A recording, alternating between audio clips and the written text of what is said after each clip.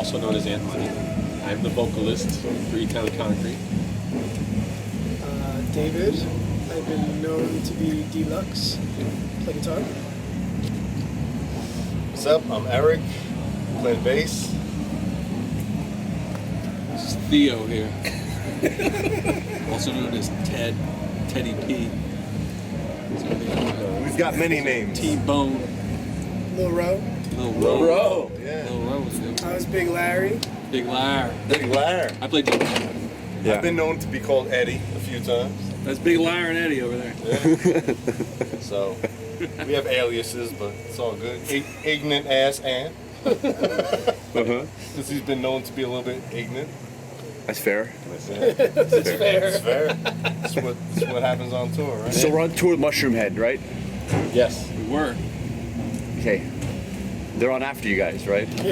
Why is that? Yeah, No one's on it. Well, We're the it was fucking best. when who was Last band, the last day. That means Who's we the headlined this Mushroom Head whole of the band? shit. Who's the Mushroom Head of the Huh? Who's the band that Mushroom Head thought they were the original of?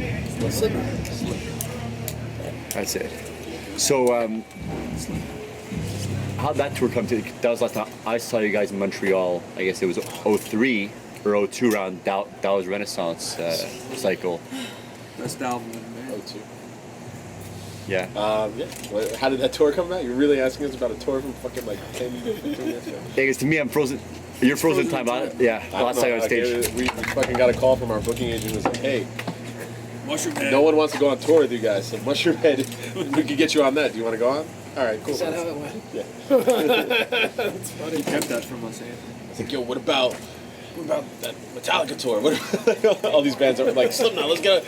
Well, we don't have Slipknot, but there's this other band that kind of also wears masks. They're pretty big in Cleveland. Like, maybe you guys want to go out with them. Oh, cool. All right, fuck it. That was fun. Mushroom Head it is. They're the original Slipknot. Oh, okay, awesome. Yeah, that was in the press sheet, right? Yeah, the original. I said, yo, put us out with Disturbed, yo. Soon to be Mondrian. So I guess that touring cycle led to your big breakthrough. Not, right? Correct. Is this a shitty interview? Like, you make fun of us in the fucking interview? No. We're the best, man. We're still here 20 years later. Look at us, eating chicken wings and drinking Miller Lite. Yeah, pan that way. Check out Ashley Look at making a this hot whole dog. spread we got. That's We got my wife. We get beers. married in 5 days. Oh, shit. Hey, what's up? We got Hi. beers, we got hot sauce, we got Yeah, grills. 5 days. Yeah. Better now than That's Yeah. J-Man right there. Hey, bro. J-Man. How you doing? All right, how's it going? Very well, thanks. Yeah. Hey, Sorry. He's interrupted. What's happening? What's going on? we're doing an interview. I was just watching Death Threat. Yeah. Good band. No, but I'm cool.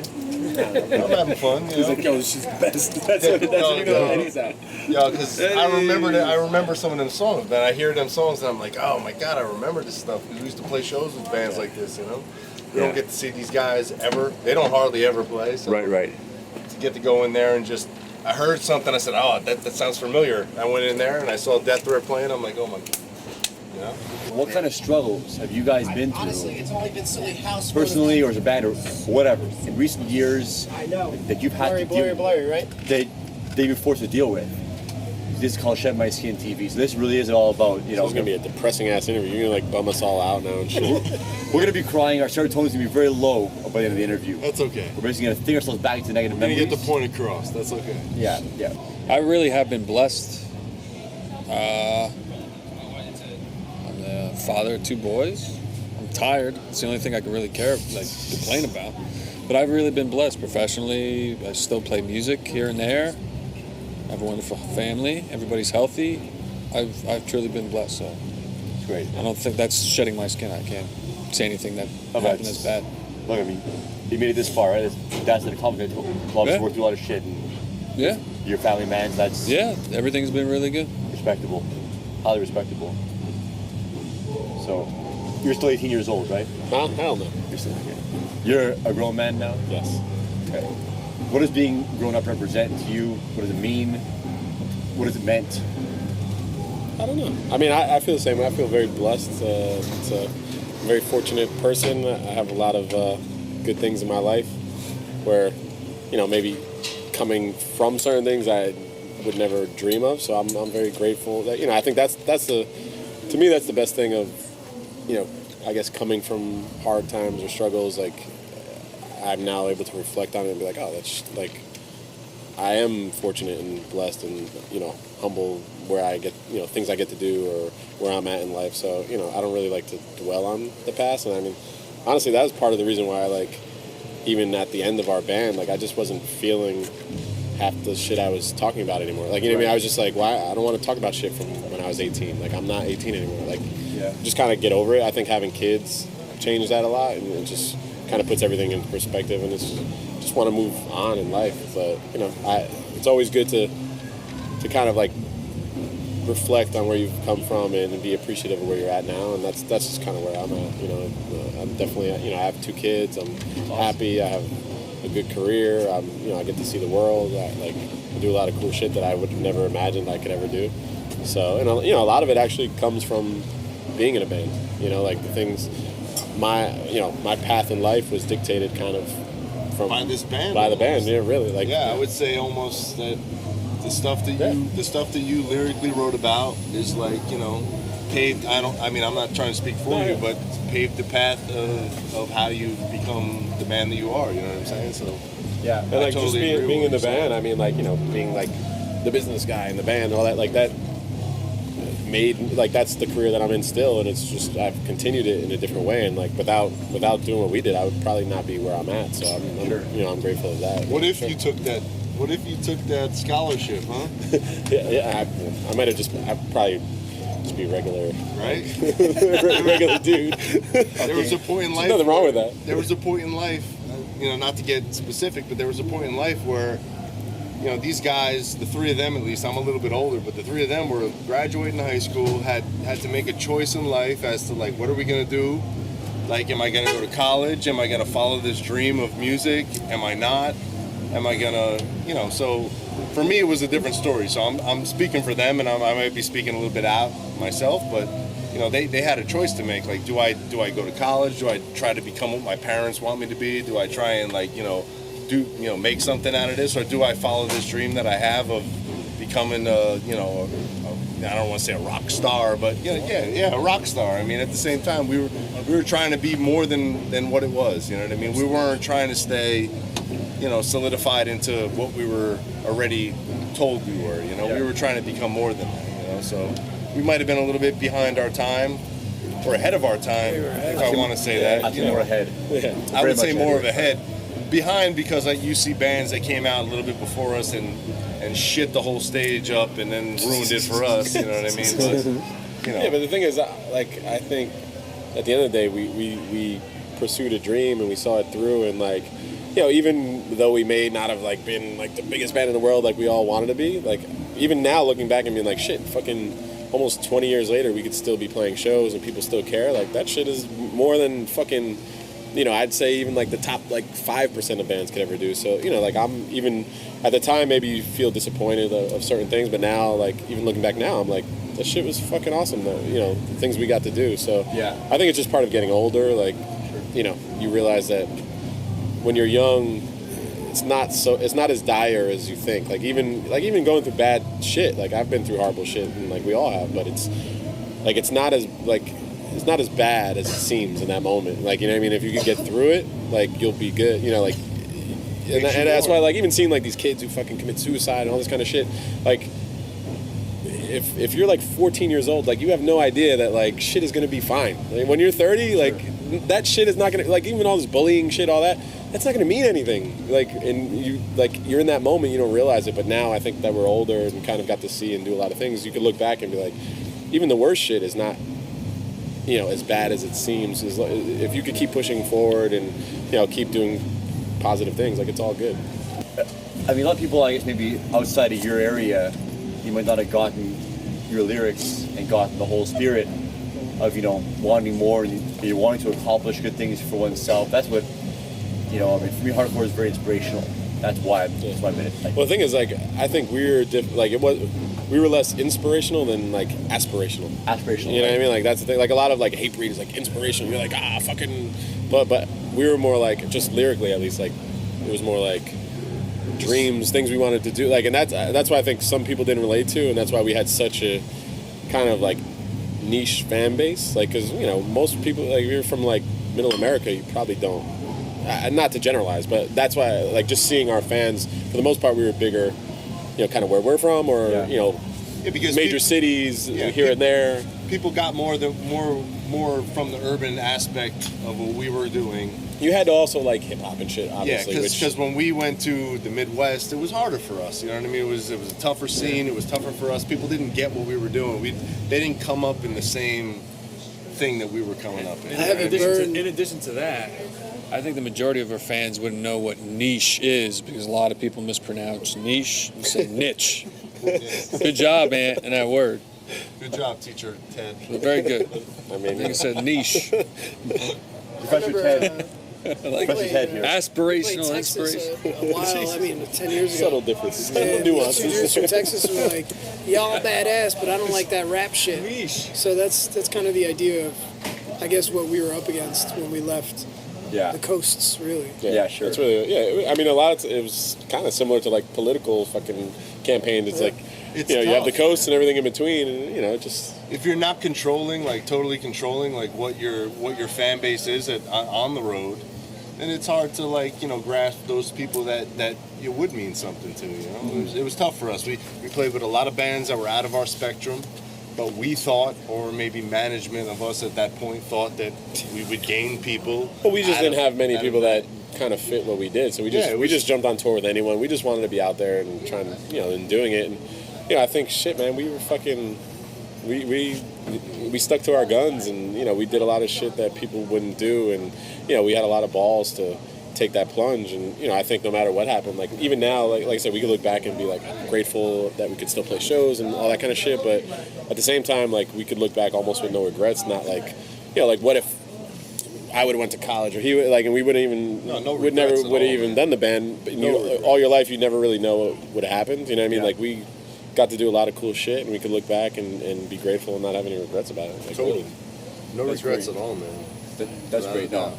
I mean, maybe I regret that we didn't sell out sooner, but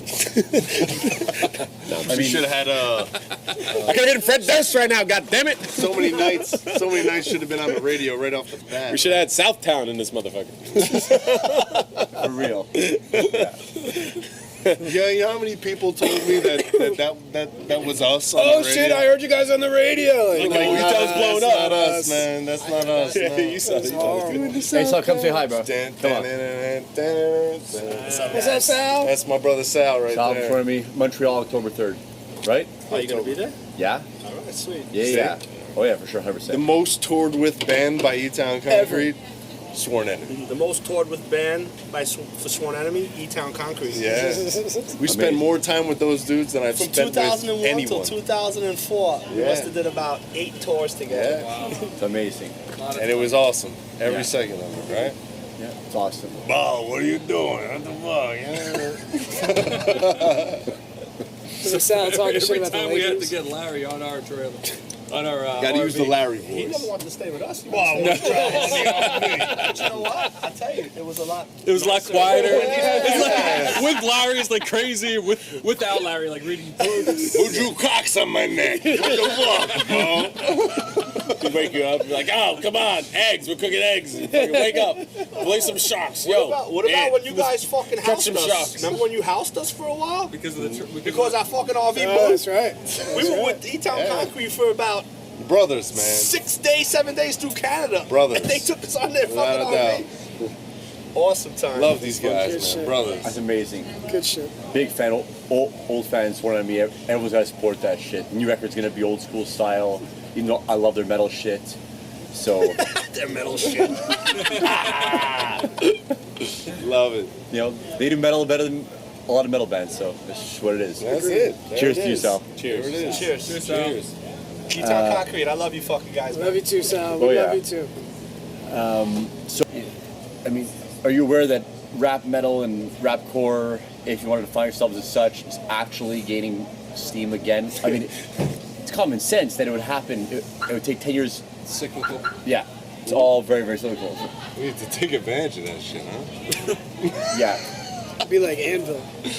Yeah, man. Dude, For real. there needs to be an anvil of rapcore. You know what? I We think are the Anvil of rap. I don't think we're rapcore in the sense that we have songs that are just straight up something, and then we might have a song that has a mixture of something like that, and then maybe have fully a song that Maybe is a it's rap not- song, but maybe it's it's not not so full. much the song. It's not going to be like a Limp Bizkit where you have that riff and you have somebody rapping over that riff, because we don't do that. Right. Yeah. And Dave, you It was very you much more kind of separated. talked to that in a last interview that Dave did for somebody in Europe. But, Yeah. we kind of did what We're we totally felt not that. of doing. We Yeah. didn't pigeonhole ourselves in that sense.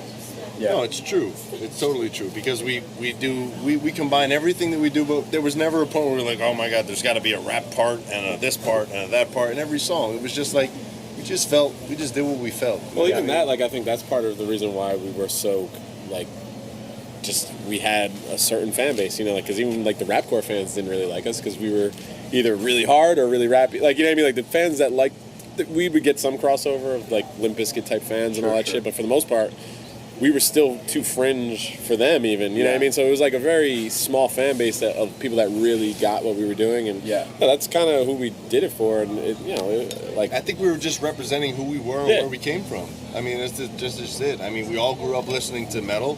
We all grew up enjoying rap at the same time. I mean, we grew up in an urban environment in New Jersey, and, you know, smokestacks and you know, all kinds of races of people in our schools, and that's just how it was. I mean, we did what we felt. You know, we liked it all. We did it all. We put it all into our music. Dave had our Hispanic native here. He put his, you know, Latin flavor into everything, and that's just who we were. You know what I mean? Our nice flamenco spin on things. Yeah. Finger picking machine over here. I mean, yeah, I think like you were saying, Anthony, I mean, your harder parts were harder than any rapcore band out there. And your softer parts were more syrupy than any rapcore band out there. It was just one extreme to the other. It was like true where extreme. most of those bands just, you know, mixed everything together and it was just down the middle. Yeah. We were either like one way or the other. So, you know, one minute we were Hatebreed, the next minute we were fucking like Wu-Tang. Yeah. But like, unless you like both of those, you didn't like us. You know what I mean? That's it. So. And Middle America was hard. Yeah, for us. like in like Middle America, who liked like the Corns and Limp Bizkit of the world, they didn't really like Hatebreed. Right. They didn't really like Wu-Tang. You know what I mean? So like even the rapcore fans, we kind of missed them. Yeah, I know. So we were just our own little thing in a way. You know what I mean? And we could have kind of, I guess, like dumbed it down a little more. But you know, really, even when we tried, like we still always. It's like we just couldn't not be who we were, and it just came out. Even you know, like even the Renaissance shit, I would say that was our like, you know, most like blatant attempt at like trying to gain a bigger fan base. But it was even shit like that was still shit we wanted to do. Like, you know what I mean? Like so many nights, even now, like the most hardcore shows is one of our biggest songs. Like, you know what I mean? Yeah. And like most people would be like, that's a fucking gay ass ballad type song. But the thing is, like the subject matter is real, so it doesn't matter. You know what I mean? It doesn't matter what the music has to fit it too. Like you can't talk about certain shit and have it be hard because that actually takes the emotion out of it in a way. You know what I mean? Like for sure. It's done the way that it just felt right, and like, you know, I think people that get it respond to it, and people that don't, you know, then they just don't relate, and that's fine. We're not for them. You know what I mean? So I think that's more as we got. Well, now looking back, it's like we're more catering to the people that do get it than like if you don't get it, it's cool. Like we understand, but you know, let's have fun for the people that do relate and get it, you know, because we've had so many stories of like, oh, like your song helped me get through this, or your song gave me, like, that's cool. More than anything, it's been lyrically. Like a lot of these bands that are super core or whatever, it might not be true because, you know, maybe they're just talking about generic shit and, you know, just trying to be in a part of a scene where we were in a scene, but we weren't really trying to be. We didn't really always fit it. Like we didn't even know what, like you knew, but like most of it, we didn't really know what hardcore was until we started playing in it. Like, and then we started learning about the bands and shit from being on tour with them. But we didn't ever be like, oh, let's make a hardcore band. We didn't know what the fuck that was. That's just the only place we kind of fit. You're just trying to make music. Yeah. Good music. And you've made some incredible music that's going to last forever. Like how people say, you know, rapcore is cheesy. It doesn't matter. I grew up listening to rapcore. I had a picture of me and Fred Durst in '98. Ozfest 98, I went down to Florida to see a bunch of bands and some friends, and I saw Life of Agony with Whitfield Crane singing. Favorite band. Whitfield Crane. Yo, he's a chick now, bro. What's up with that? No. No, Whitfield Crane. Not Whit. No, not From Whitfield fucking Crane. Ugly Kid That's the Joe. Ugly Kid Joe guy. No. I'm talking about but Red Keith. Wagon. Yeah. Keith, or whatever his name is. Mina. Nina, that's it. God, what a shame. I used to see them. Oh my God. Never mind. I actually have a story. I went to go see Life of Agony at a small club in Hoboken, New Jersey, right on the other side of the water, west side of Manhattan. A dude who I went with, I'm going to keep names out of this, a dude who I went with, his cousin, used to mess with Keith Caputo. She and he were an item at some point. So she comes to the show, and she's like, "Oh, we'll hang out with Keith and this and that, whatever." And it was all good. And at one point, my friend said to her, his cousin, "What's he like?" And she was like, "Oh, he's really weird. He puts on my clothes, he puts on my underwear, my shoes, he does this, he does that." And I was like, "Oh shit, this guy's really gay." And a couple years later, he comes out and he's Keith Mina or whatever he called himself. Yeah. Crazy stuff. Very strange. But I got the inside baseball like years before. Cool, man. Cool. Yeah, I knew. I didn't care though. It's still my favorite band. Well, it's Great band. So actually, But now you know what River Runs Red really was all about, right? He was struggling Yeah, with that's his true. with his Identity. He wanted a menstruation with his cycle. Yeah, he was Lost at struggling 22. with his identity and period. You know what I mean? Yeah, that's crazy stuff. actually, so a big fan of Life of Agony myself, having seen them, numerous times over there, both with Keith and also with Whit. This magazine, this video project here, I named it after the song I Regret. It goes Shed My Skin and Start Again. That's why this is called Shed My Skin. My skin. That's it. Yeah, no. That's cool. Actually, Dave, great. you're out of camera, man. sorry, I was I'm trying to catch you. Can we do it once more on camera? Because you seem to do it so well. Oh, I can't. No, don't ask me. Yeah. Yeah, that's spontaneous. Boom, boom, boom, boom. Do. So yeah. Okay. I actually talked to Alan from LOA the other day because I asked him for permission to use the vocal sample. He's like, I'm totally cool that I support anything you do. Yeah. But he's like, Universal owns the rights to all this shit. And they've been fucking with his shit on YouTube. He puts up LOA stuff on YouTube, and They take it down. yeah, Universal. He wrote it. Of course, they signed it over, right? What a shame. Wrote everything up Bob and Warner and Universal. So, shake hands with the devil, right? The devil was so for the rest of your life. So, It's true. or they own whatever you produce, as long as you're under contract. So, They gave me that check, man. The choice between the devil you know and the devil you don't. hell yeah, that's money. it. True say. He's the devil in that whole thing there. I was just with the head of the Devils the other day. The guy who runs all of Universal, See? the chairman of that. And money. We used to at the end of the night when we used to be like, yo, somebody got to go upstairs and get paid. It was like, tell Anthony to go get paid. No, we didn't even say anything. We didn't even have to say anything because Anthony was the negotiator. He was the. I can't use a word that's not racist or something anyway. But Anthony was the guy that we would just send him up there to do it. He'd become then, yo, I got us $500 more bucks. It was always like that, man. And now look at him, Look at me. He's making Look at me. I don't even know. he's making stars out of scraps. Look at him. Top of the world. Top of the world, Reading, PA, motherfucker. Top of the world. Fucking tailgate party. We were talking about turning Reddit PA into E-Town PA. Yeah, we're about to buy all these houses. We're about to buy every house in this for like 20 place. grand. Yeah, they're so cheap. We were checking them on the way here. No, that's why I was like, yo, You guys are doing the this same whole thing. block Yeah, we you were. could buy for like 50 grand. Totally. It's like Baltic Ave, Monopoly. It's like, Yo, it totally is Baltic Ave. we said we'd buy the whole town and call it E-Town. We Buy rename it this E-Town. club, name it E-Town Club, and Make a utopia out here. because in Jersey you can't do none of this shit. Everything's too expensive. Well, I say like one of those taxes I pay one are of those townhouses like in Brooklyn would be $1 million. Right here they're probably like 20,000. 5,000. Less, yeah. They give you a free one. You buy one, get one free. Look, guys, I can talk to you guys all night. I go cover a little bit of One Life Good. Crew. Let's do it. Yeah, definitely. Yeah, we're gonna go fucking One Life Crew, do that man. shit too, man. It's like Cleveland, right? Yeah, that's it. Yep. Yeah, I was talking to the dude from One Life Crew before too. We met once. He was like, "Oh, I met you once at Peabody's." I was like, "Yeah." He's like, "We never played shows together." I was like, "They wouldn't let us, man. It was like too dangerous if both of us were together." Yeah. People were like, E-Town and One Life Crew equals a fucking riot. Yeah, Like, it's true, man. Back in like what is that, 2000? Yeah. right. Yeah. So, what's next for E-Town, and then we'll let you guys go. Lots of love.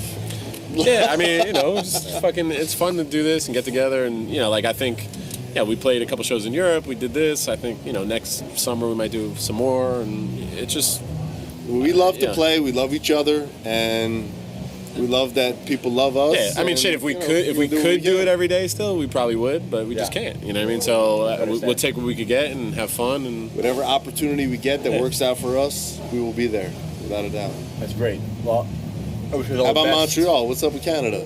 we'll do some Canadian shit. We want to do some Canada's Canadian. waiting for you guys, man. It's We're been a long there. time. You know? Set it up. I love Montreal, man. You guys Also, gotta get He's good gonna strip set it clubs up. out there. I should know all the promoters, so like it wouldn't be hard to set it up. We just gotta figure something out. Yeah, you let's know? do it, Yeah, man. we'll be there, man. We should give Mushroom Head a call and Mushroom Head. Yes, we've toured with them multiple times. So. Yeah, I'm actually not a fan of Mushroom Head, but I just it's all not good. just like Hey, man. it was the silliest package, but Hey, hey, rock and roll, they got their own story, right?